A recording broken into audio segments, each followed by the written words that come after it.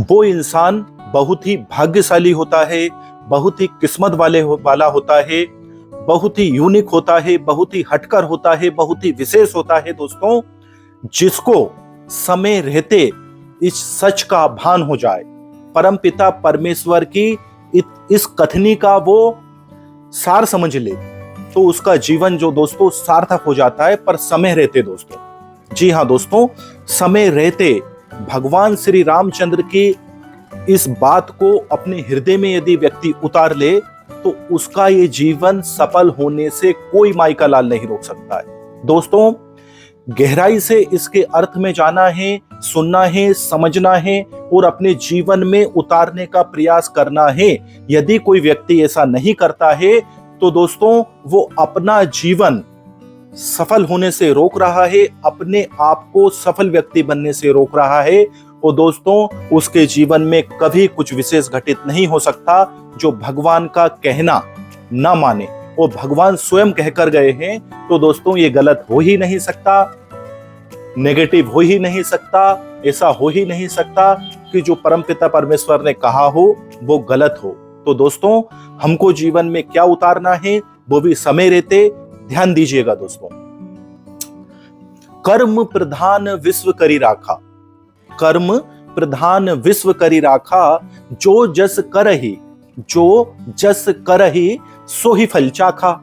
जी हाँ दोस्तों, परमपिता परमेश्वर ने इस दुनिया को मानव प्रधान नहीं करा है, सोच प्रधान नहीं करा है, या जीव जंतु प्रधान नहीं करा है, इंसान प्रधान नहीं करा है, सूर्य प्रधान नहीं करा है, चंद्र प्रधान नहीं करा है।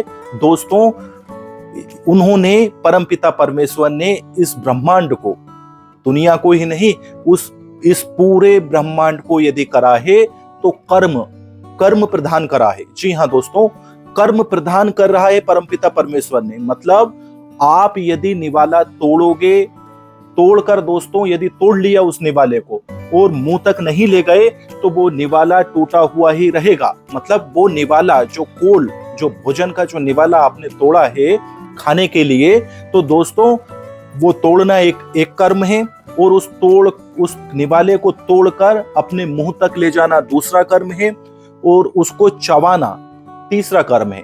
तो दोस्तों आपको आपकी भूख मिटाने के लिए कितने कर्म करने पड़ रहे हैं? आपको भोजन की व्यवस्था करनी पड़ रही है दोस्तों, साग सब्जी की व्यवस्था करनी पड़ रही है, उस निवाले को तोड़ना पड़ रहा है, तोड़कर दोस्तों उसको ग्रहण करना पड़ रहा है, उसको चबाना पड़ रहा है, और फिर उसको जो है निगलना पड़ रहा है, फिर आपका पाचन तंत्र काम कर रहा है। तो दोस्तों आपको इनपुट डालना ही होगा आपकी लाइफ में। यदि आप वेस्ट आउटपुट चाहते हो तो आपको कर्म करना ही होगा, क्योंकि भगवान ने कर्म प्रधान विश्व करा है दोस्तों।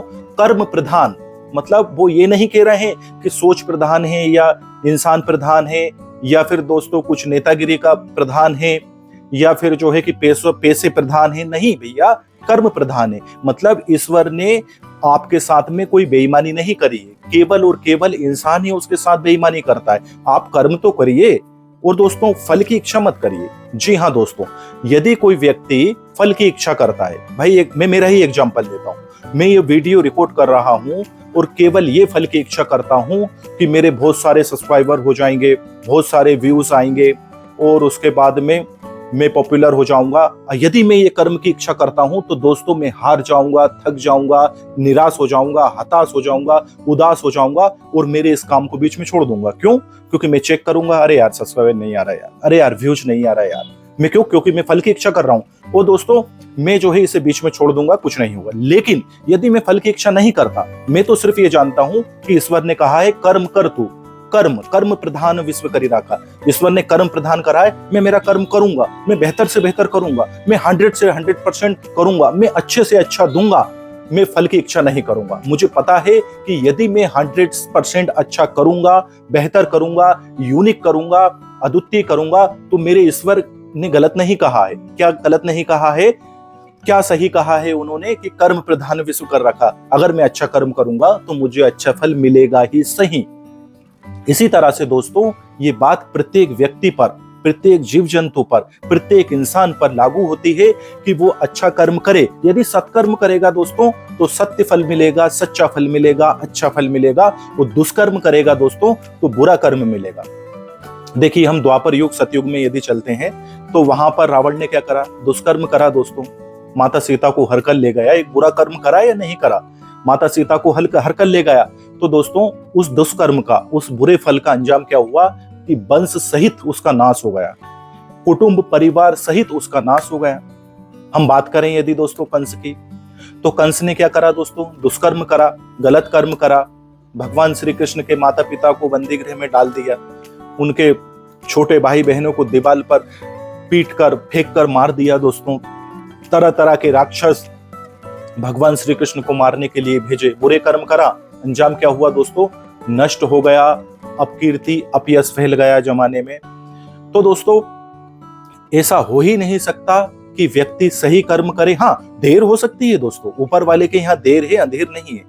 देर हो सकती है। यदि कोई बुरा कर्म कर रहा है तो उसका रिजल्ट बुरा आने में समय लग सकता है। यदि कोई अच्छा कर्म कर रहा है तो उसका परिणाम आने में, अच्छा परिणाम आने में थोड़ा समय जरूर लग सकता है, क्योंकि ऊपर वाले के यहाँ देर है लेकिन अंधेर नहीं है। जी हाँ दोस्तों, आपके अच्छे कर्मों के फल मिलने में थोड़ी देर हो सकती है, लेकिन मिलेंगे जरूर दोस्तों, क्योंकि कर्म प्रधान विश्व है ये दोस्तों।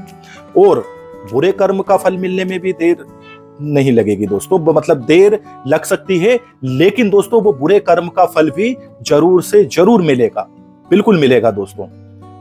मैं आशा करता हूं दोस्तों कि मेरा ये दिल से करा हुआ प्रयास, हृदय से करा हुआ प्रयास, मेरे 100% मैंने अपना वेस्ट से वेस्ट देकर मैं ये जो प्रयास कर रहा हूं, ये आपको बहुत ही सार्थक, बहुत ही उम्दा, बहुत ही अच्छा लगा होगा दोस्तों।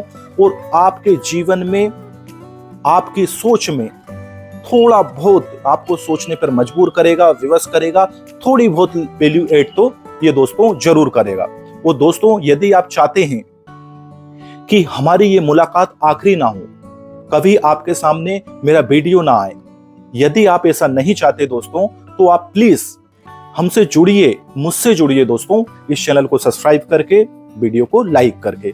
फिलहाल के लिए दोस्तों इस वीडियो में इतना ही। मिल रहे हैं हम अन्य किसी महत्वपूर्ण मोटिवेशनल वीडियो में। तब तक के लिए धन्यवाद।